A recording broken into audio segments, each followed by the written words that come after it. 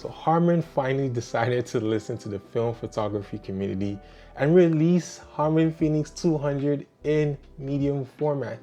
See, back in December of 2023, when they first announced that this was going to be released, they sent shockwaves across the film photography community because we hadn't seen a new color film stock from any of the major players in such a long time, especially anyone outside of Kodak.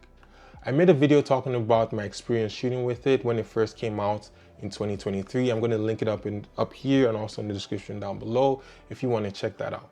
But I was one of the vocal people that wanted to see it in medium format. So when they announced at the beginning of September 2024, when I saw all the videos drop, when I saw the announcements being made, I was really excited to go pick up this box. So I went to my local camera store here in Toronto, Downtown Camera.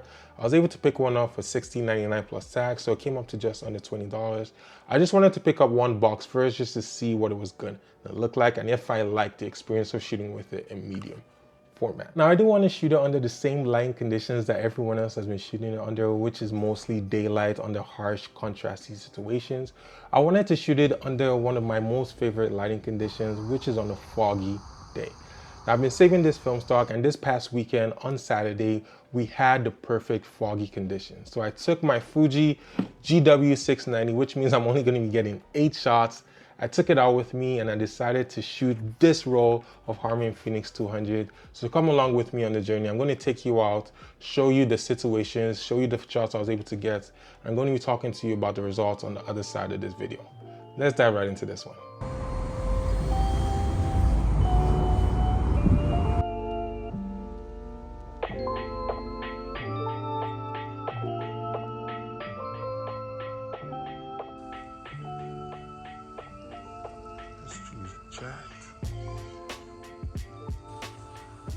This is the shot that I see right here. This is nice as well. I ended up metering and shooting the whole roll at ISO 100 just to get a little bit more shadow detail. Gotta light it up here.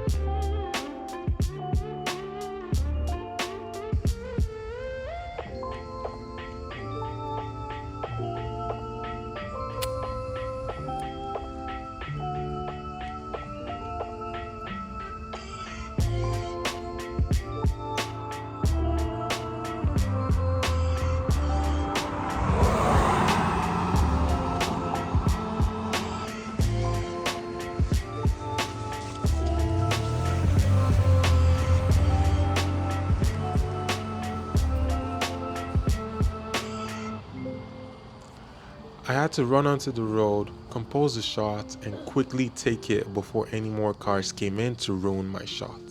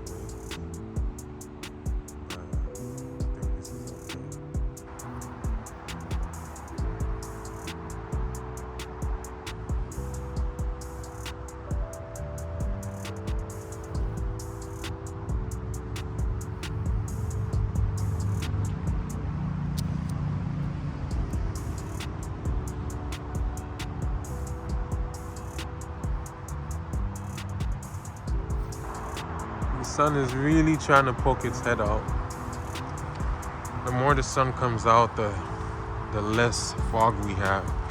There's one more shot I really have to get before all the fog dissipates. So I'm gonna try my best to get that shot.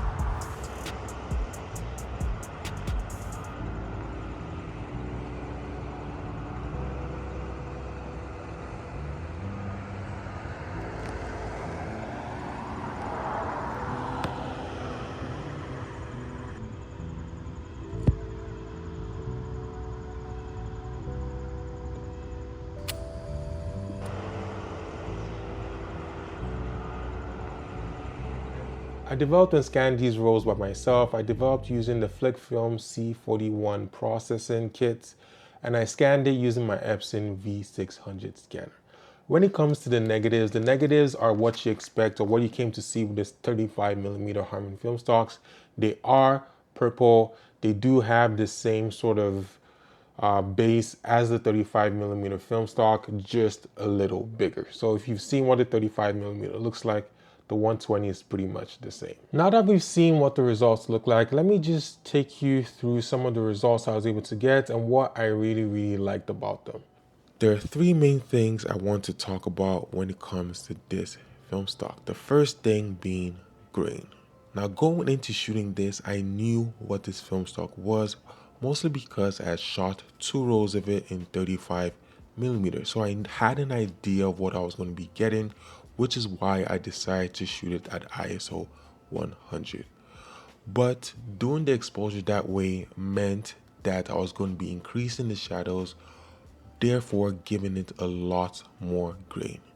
Now taking a look at this image right here, you do see how much of that grain is lifted and how much of it shines through in the image. I knew exactly what I was going to be getting, and I do love the results that came out of this. Zooming into the image, you see how beautiful the grain is. It sort of reminds me of shooting Delta 3200 or Kodak P3200. It just like the grain is just all over it. Now, as I said, I knew exactly what I was going to be getting when I decided to shoot it this way, and this is the result I was going for. I was going for more of a painterly feeling. I was going for a different vibe, and I really liked the way it turned out. The next thing is the representation of green. I like the way this film stock represents the different shades of greens within each scene. Taking a look at this image right here, you can see how the greens shine through, especially the contrast with the greens in the shadows versus the greens in the highlights. This film stock gives greens a certain feel and a certain vibe that not too many other film stocks give. The third thing is halation. Harman did mention that there is a chance of a halation, and I definitely hit the halation jackpot.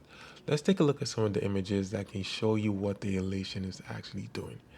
Taking a look at this one right here, if you zoom into the highlights, you can see how much the halation is just making the image glow. Now, I am a fan of halation, but if you're not a fan of halation, you should know that sometimes this film stock, the halation is going to glow. Especially on the goalpost right here, you can see how much of a glow it is. It literally just like wraps around this highlight versus the shadows here. It's actually really interesting that this is happening right there. Also in this second image right here, if you look at the trees up here, you can see how much of the halation is hitting this image. Now these three things are things that are unique to this film stock, but these are also things that I happen to like that this film stock is doing. Now that Harman has released this in 120, I wonder if they're going to be doing 4x5 next. Because I do have a 4x5 camera and I will be shooting this in 4x5. If you do bring it out in 4x5, I will buy it and I will shoot it. So 4x5 shooters, let's put some pressure on Harman to release this in 4x5. I do like this film stock. I will be buying more of it.